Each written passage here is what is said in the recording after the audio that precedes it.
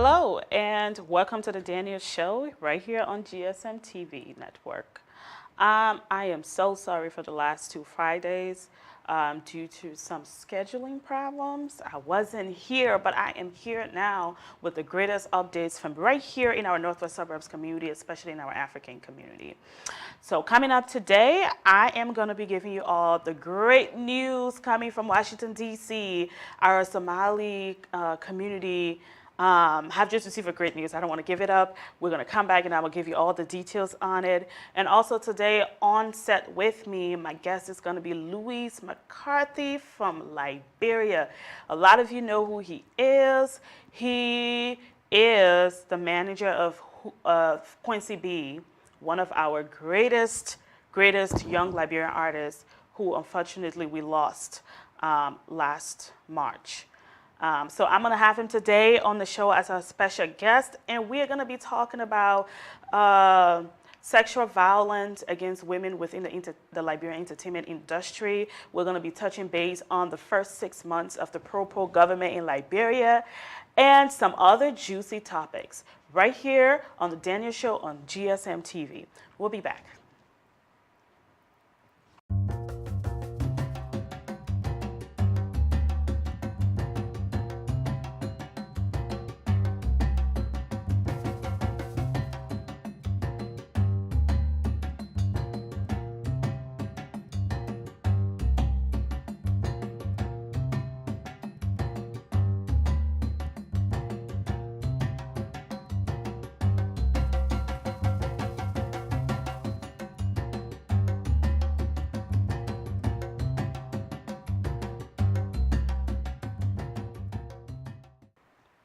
Welcome back to the Daniel Show. As I said earlier, we have a great update from Washington, D.C. Today, a decision was made on the Somali TPS. The Somali TPS was extended for another 18 months. So it's not a wind-down period. They don't have 18 months to leave. It was extended for another 18 months, so that was a great victory. I want to give a shout out to my team at the Black Immigrants Collective for being so restless and continuing to advocate on behalf of Black immigrants and all the issues and elevating the voices and the stories of Black immigrants in America. Shout out to you all, Mustafa, Julia, Nalima, Winfred Wester, I just want to say thank you for all the selfless work you're doing for our community. This is another small success. We still have a lot of work to do. As you guys know, just earlier this year, the Liberian DED was terminated and people was given 12 months to leave, a 12-month wind-down period to leave the country. That was not an extension. It was literally saying it's terminated, you have 12 months to leave, and within 12 months, there is no DED to fight for it to be extended. There's still other things, avenues that we're working with. Hopefully we can elect the right people and put into Congress and put into offices this November, and we can fight for a path of the citizenship for all of our immigrants, brothers and sisters. Again, this is a small victory that I would still love to enjoy, so I'm not gonna give up. This just gives me a whole lot of hope that the work that we are doing is not going in vain. So congratulations to our Somalis, brothers and sisters. Congratulations to our Black Immigrant Collective. Thank you all for standing by us. Thank you all for to our allies. Thanks to the labor movement for standing by immigrants community. Like we always say in the labor movement, a war against immigrants is war against all working people. So thank you all for standing by our immigrants community. We still have a whole lot of work to do. There is another question that I would like to address. I got asked this question yesterday during my visit at the TNC Barbershop in Brooklyn Park.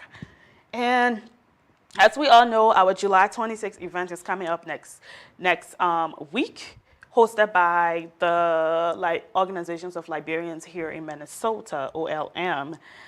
And I just want to say thank you to Sese, one of the board members who pushed to actually grant the community the request of adopting a harassment policy as an organization. So finally, CISA reached out to me and said the Organization of Liberia has agreed to adopt a harassment policy, and they have seen the need of it within our community. And I was asked to help him draft one. So that's the progress, and that's a good success. So congratulations and thanks. But the folks at TNC Barbershop asked me this question, and it made a whole lot of sense. OLM supposedly represent Liberians in Minnesota. By the way, that's a myth. OLM do not represent Liberians in Minnesota. OLM is a membership-based organization, which is why you cannot vote for any board members unless you pay off all your membership dues. They are a membership-based organization. So maybe they should change their names to Union of Liberians in Minnesota, I'm just saying, but they don't represent all Liberians. They only represent their members, which is fine. It's a membership-based organization. So how come OLM, that claim to represent all Liberians, celebrating the Liberian Independence Day, but they're using a non-Liberian venue, they're getting a non-Liberian food, who are they really celebrating? And that was a good question. Who are they really celebrating? When are we going to start patronizing our own businesses? When are we going to start investing in our own businesses? Because it really don't make any sense to me. You're celebrating a country independence. You're inviting all these prestigious guests to come and witness, but you're serving the Oyibo food. You are renting the space from a non-Liberian person. So how are you supporting the very community that you're promoting? Yeah, that's a good question. And I'll leave that question up to OLM to answer that, because your community wants to know. How can you be celebrating our Independence Day? You're not using any of our local restaurants or supporting their businesses. A lot of Liberians here own halls. There are a lot of Liberian-owned halls here that you can go to. I mean, I've went to the Ghanaian Independence Day celebration, and boy, oh boy, the food was 100% prepared by Ghanaian-owned restaurants and caterers. The hall, everything, 100% Ghanaian. So not just me, but your community want answers, because these are the same people that you're asking to buy tickets. These are the same people that you come to and ask them for money when you're doing stuff in the community. They really need answers, so please answer that. Anyway, enough of OLM. I really, really am excited to start this conversation about sexual violence against women in the entertainment industry within Liberia. And I am so lucky today to have one of our renowned artist, manager here in Minnesota and right here at GSM TV on The Daniel Show with me to have this conversation. Welcome, Louise McCarthy. Welcome. Yeah, thank you, Freedom. How are you? I am doing well. Just for the benefit of people who may not know you, can you please introduce yourself and tell us what you do? I am a Liberian. I'm a businessman. I live in Liberia. I'm the CEO of Group of Companies, where we have Records that had the late legendary artist Quincy B, and other artists signed to that label, including Sweets Muslim Myers that represented Liberia to the Project Fame. Project Fame is what you got here, like your, American Get Talent, or it's a competitive musical program based in Nigeria that cover the entire West Africa, especially as it relates to Anglophone countries. Just simple person, a father, and I'm visiting the U.S. and I'm glad to be on your show. Well, thank you. Before we even get into details, so Louise was one of my co-partners on Gloria Projects. He's our contact person in Liberia, helping to coordinate it was a lot of pieces to be connected, but we did it. Thank you so much. Thank you so much. To God be the glory. Yeah, thank you for all you did. And Gloria is doing well. She will hopefully be going home by the end of August or early September when she's done with all of her chemo. And so that was That was very stressful, but we did it, and I'm so glad that I got in contact with you through that. Really. Yeah, this is something that I one of those person in Liberia that like to see change, not only depending on government to make that, but at least trying to affect change in the simplest way as possible as I can. And seeing what you were doing, that was a blessing. And I was just glad that you accepted me on the team to yeah. be a part. So all you know, No, thank all you. God first, but all hail goes to No, you, thank you, thank and you, the thank rest you, of the thank team you. here. Yeah, thank you so much. So, Louise, I want to touch base. So, just a little bit about me here.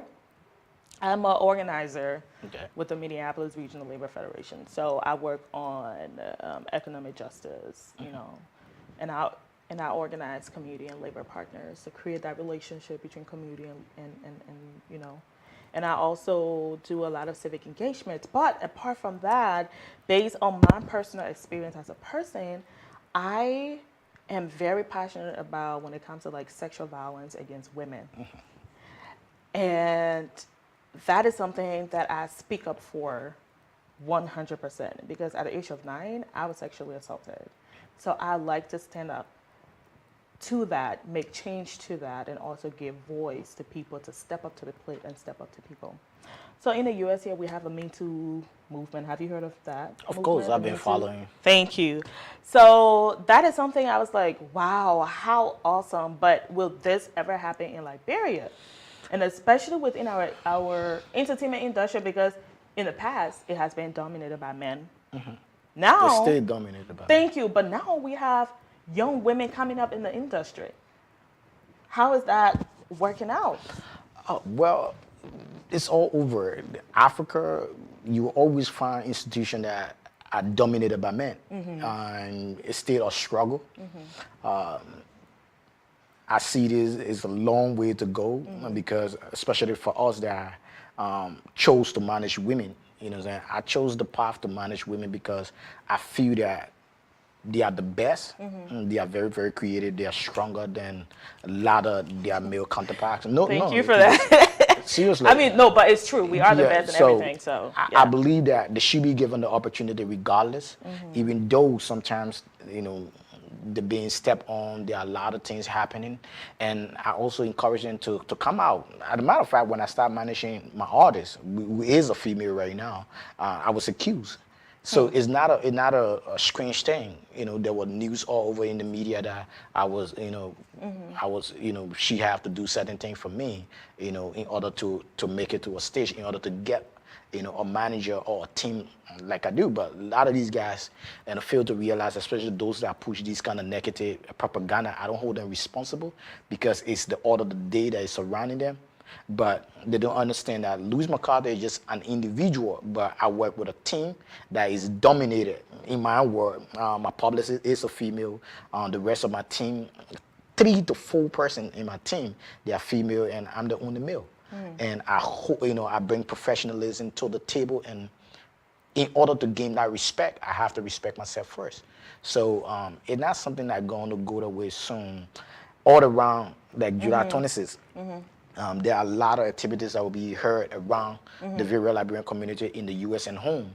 If you check on these posters, you will find one or no female artists that will be invited to those events to at least grace that occasion. And believe you me, I owe no one apology. I can open a debate or I can open a challenge to any male artist. Very few artists that will stand up to the female artists that we have in the industry. And if we give them the opportunity, they will take our country to another level. But if we keep looking down on them, we will see artists that will come out and in few minutes they will go.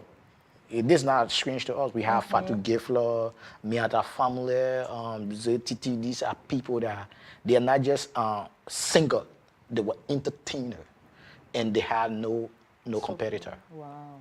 So Yeah. that's where I can't go with that vision. So then, the fact that you are managing a female artist Yeah. and a lot of your team members are female, are there?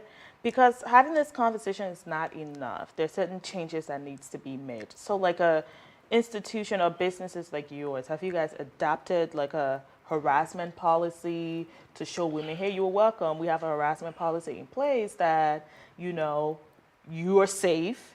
No, nobody can just, have you guys done that? The environment haven't created such policy Okay.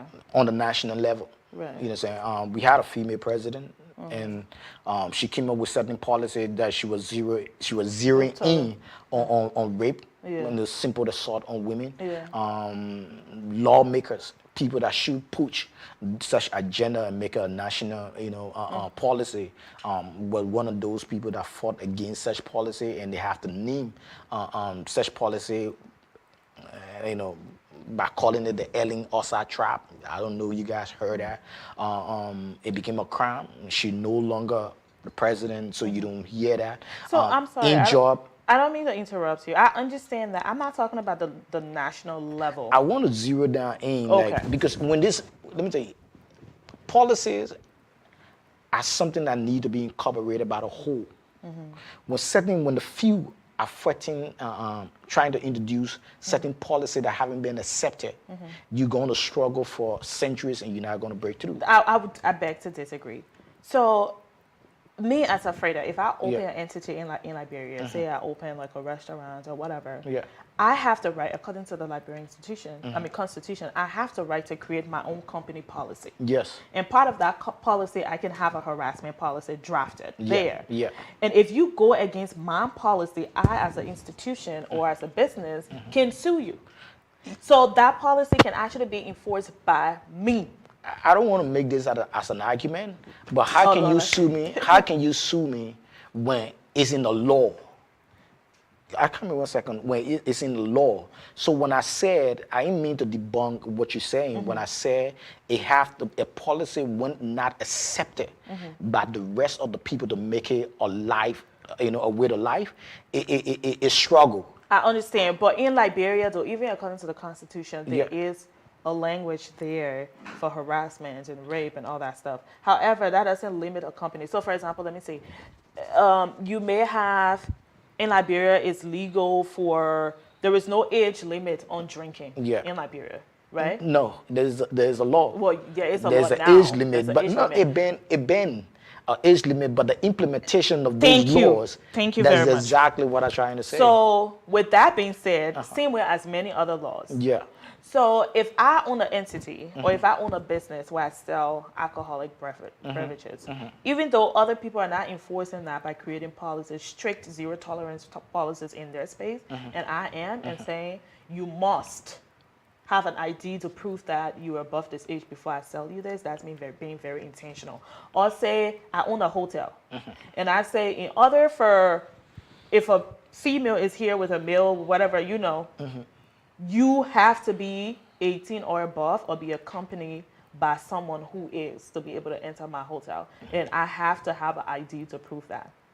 That may not be a law in the Constitution that say, oh, you have to be 18 or above or accompanied by someone to enter a hotel at this time of the night. But that is my policy. And if I deny you, you can't sue me because legally it's my entity. It's mine. And I have my own policy regarding that. Yeah, it's your right to have your own policy. And to enforce it. To enforce it. Yeah. But you will have limitations. If you enforcing that in the law, it's the will and pleasure of that individual to be able to abide by the law or leave. Thank you. If you have a policy, there are a lot of laws in Liberia. If you have a policy or you have a particular policy that is being endorsed into law, if not enforced, it's as much as then just that any other you thing. just agreed with me. So then how about individual businesses adopting a policy and enforcing it? So for example, with you, it's like, okay, I'm not going to perform at any event for an organization that do not have a sexual harassment policy because I manage a female artist and I want to make sure that she's safe and I want to stand up for other females. So if you're an organization that do not have a sexual harassment policy, I'm not going to do business with you. Yeah, let me just... No, I'm not saying go to that extreme. Yeah, I'm just saying, but you have the right to do that. Of course, it's your right. It's your right. Your right, sometimes where your rights end, someone else's right begins. True, and then so they can choose to come and leave. They can choose to come and leave. But answering the question, there is a law that come against let's say, that address those issues. For instance, no sex for job. But do you know that people we still know do it. how many females I know. that if they have the opportunity or the freedom or they have that enforcement power, you know what I'm saying, as you have in the US, in Liberia, do you know how many quote unquote bishop or individual people that we respect so highly that will go down because of such crimes? So let them go down. Of course, let them go down. Then it comes to my point that there is the enforcement power in my country, in Liberia, is weak in as much that there are such law. True, but Addressing I'm saying you your as question, an individual, you can enforce it of in course, your own space. in my own space, addressing the issue of such policy as it relates to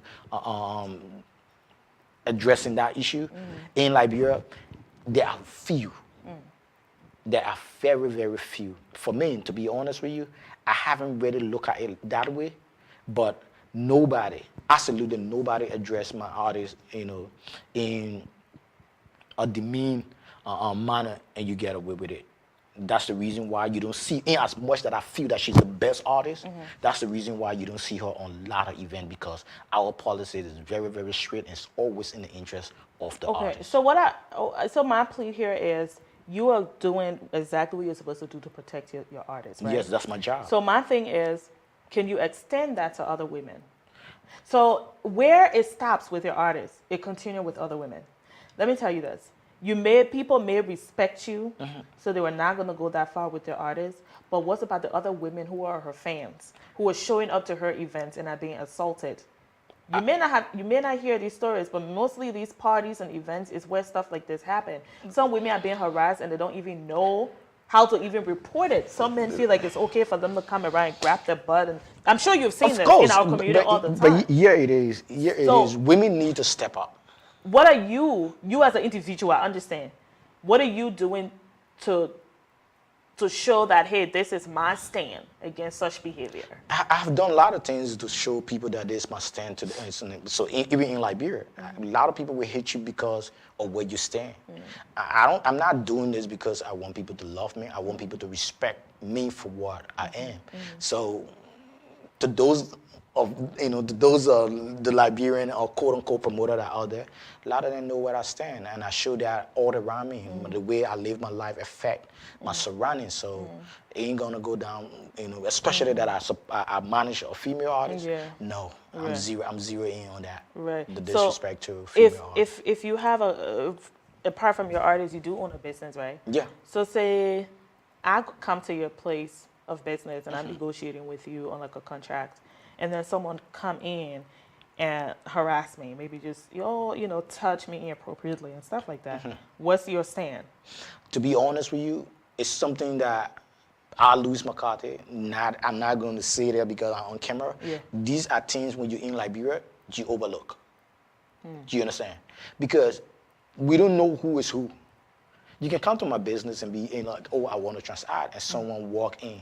If the person trying to disrespect you, violently disrespect you in my business, I have security. It's my right to protect you as a Liberian and not female. I come in. But if somebody just come and give you the hug, like in Liberia, we hug people, we tap people. Oh no, not that. I'm not talking about that. Interact But with people. Jokingly have a limitation. Now when you come, get in my personal space, grab my private part or grab my butt, and I'm uncomfortable telling you no. Oh man, I'm just joking. That I would step in. I'm just joking, and That I would step in. That I would step in.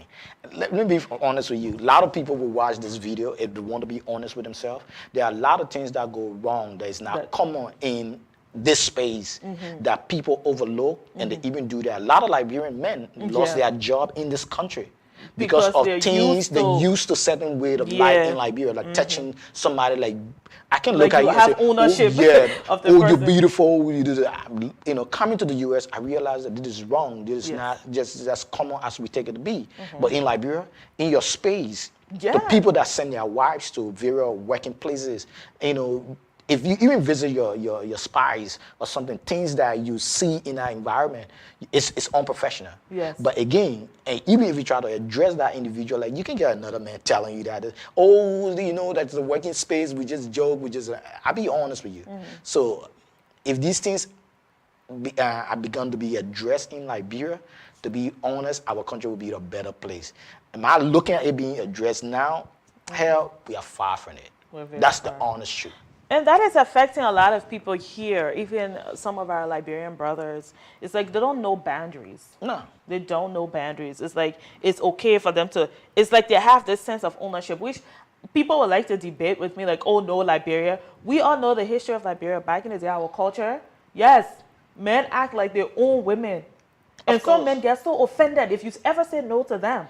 Yeah. Haven't you heard a Liberian man say, you can't say no to me? Of course. You know, to another woman. They get so offended because they feel like you own them. So I feel like our country have a long way to go, but individuals like yourself who have influence in the country are people who need to start being the voice. Because nowadays, even when women are starting to normalize these behavior, honestly, it's very uncomfortable for us.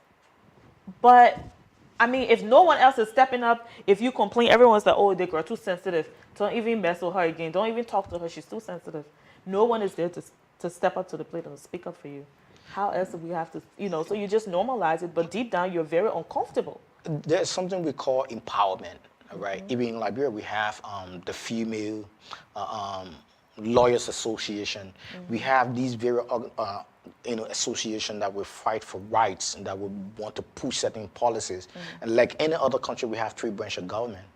When there's a law or there's a policies that are being incorporated into a law, that they have this enforcing power, you know what I'm saying? And it's not balanced. Let's look at like the enforcement arm of government, which is the police and the various security agency that should enforce these things. Come on, the very laws that they enforce are the very laws that, you know, I'm not going to call the police director name, but it's in the news that a very powerful police director, well-known police director, beat his wife based on an allegation. You know what I'm saying? He took law in his own hand. Did he go to jail? No. Was he dismissed? No. There was nothing done to these individuals. It go on and on. So there are a lot of things. So when you see things like that as a woman, it's like, okay, this is a public figure. This is a person that's supposed to be protecting me. Yeah. He's abusing his wife. Apart from protection, you're a role model. Well, yeah, but I'm just saying this is a person in charge of creating policies to protect me. Yeah. And he's the one accused and guilty of this crime, and he's walking scot-free. So then most women who are actually going through these things are like, you know what, I'm just going to just sit quiet. And there are a lot of women who are going through domestic violence. A lot of stories. A lot. Not only in Liberia, but even in our community here. Of course, because people, let me just throw this out. Do you know that a lot of the people that are exposed to modern life, when they go back to Liberia, they fail to enforce these life and make it a way of living? Yeah, they go back and say, oh, finally freedom. Freedom. You know, people see Liberia. A lot of people that leave from here and go to Liberia and say, oh, the country is good, the country is enjoyable. They're not saying it because everything is good. They're saying it because they get away with a lot of things. They can't get away with here. You can drink and drive. You can get into some, assault and just walk away. Yeah, you can sexually assault someone and walk away. Nothing walk can happen. away, and there are a lot of things that you can get away with. When you come back home, come back to the U.S. or go back to Europe or wherever you come from, you don't get away with those things easily. And I think female need to unite and start fighting these things and ask for more enforcement, not more laws to address it, because there are laws there, but enforcement of these laws. So I think education too is another thing. Just educating more women and saying, hey, these things are not okay. And it's okay for you to speak up. I would like to differ on that a minute, because there are thousands of donors funding that went into educating women about basic rights. We know these rights. I understand. We pass these things on to their kids. For instance, I got daughters. And I tell my daughter every day, don't let men touch you this way. Say it to me. So talk to daddy. These are the conversations that we as a people, we hear them, we know it is wrong, but we are now waiting to have these discussions. Again, like I said, there among is us. no such thing as too much education. It depends on the space, the how, and the who. And when I said the who is the messenger. That's Who is good. that messenger? I'll take that. Does that person understand the culture? Do you understand how to get to people? Do you understand that you're talking to people who have normalized this behavior for a long time? That even women who are victims are going to tell you they're not victims and that you're invading their space. So it's going to take time. And within that time, there is no such thing as too much education, right? It's just something that has to continue to happen to go on. And some women are sitting there, they're probably not going to open up because they're a victim of these crimes. And the perpetrator is walking around anytime, any day, whatever. There was nothing happening to them. So they're here like, okay, you want me to tell you my story? The perpetrator is just right next door. He's not in jail. So the people shy away from doing these things and then they lose trust. So I don't think there is any shortage of education. I agree with And that. sometimes too, people need to be very intentional about how they have these conversations. Sometimes it's not. One time I went to Liberia and I saw an organization having this conversation about sexual violence against women, and they had a big town hall meeting with a bunch of people who've never met each other forever. They've never met each other ever in their lives. They just say, "Oh, we're having this event. Everybody come." And everybody shows that, "Oh, you willing to share your story? Tell me how this make you feel. Tell me if you've been through this before." It's like if I was in that space, I'm like, do you know the trauma that comes with sexual violence? I'm not going to share my Exactly. story in Fear. this space. Maybe it comes with different atmosphere. How about go and sit with someone at their market spot and say, "Oh, I want to talk to you. Let's have this conversation. Let's have one-on-one, build trust." And through that, women can start getting empowered little by little and saying, okay, I can privately trust this person. This person has also been through it, and look at this person, Let me go talk to another neighbor too, and we can get empowered. I'm just saying, like, there's no one way. And that is one thing I see in Liberia. I agree with you. Yeah. To be on 100%, especially for the space that we find ourselves as entertainers. Sometimes you wonder why most of the female artists that come into this game, Just we leave. either you find them going out with their management, Or they quit. or you see them going out with a producer that they just came in to work with. You see them going out with a promoter because they want their, these are challenges that we have to address, that is against policies that are being created. Until that is done, we can get somewhere.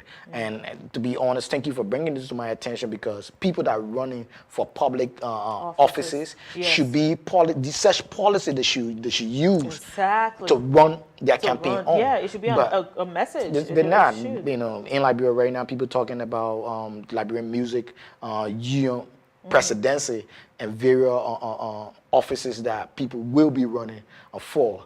And these are conversations that we should be having. And at least when I go back, to be frank, I will be vocal on that. That if someone can run on such platform, should be given the opportunity to lead. Well, thank you very much. I think my job here is done. Thank you so much for giving me that assurance that you are definitely going to be having this conversation when you get back to Liberia. Yeah. And I think with that, there is not much to be said. Thank you so much, Luis, for coming on the show and for having this conversation with me. This is a serious conversation, not just within the entertainment industry, but within every spaces that we need to have and address. Whether it's here or it's back home, we need to address these things. And sometimes, too, our young men, we need to let them know, we need to start teaching them at a very young age what personal space is. At least having role models, good fathers in the home, maybe mothers, just having this conversation with them and saying, no, it's not okay for you to just see a girl and just touch her. No, it's not okay for you to talk about women in this manner. So thank you so much for joining me. Again, this is Luis McCarthy, all the way from Liberia, having him here on my show. And this is just the beginning of this conversation. Today, we had the opportunity to address this issue within the Liberian entertainment industry in Liberia. But for sure, next time, I'm going to be inviting people here. We have to address these issues, even within our churches, within our schools, within our workplaces, and within different organizations. We have to have these conversations. And I believe the more we have these conversations, the more awareness that we're going to bring, and the more that our society is going to be a better place. Now, I'm not saying sexual assault or assault against women is just limited to the Liberian community. But the Liberian community and the African community is what I know, and that is where I'm going to speak to. Thank you again. Thank you for watching The Daniel Show. Until we see you again.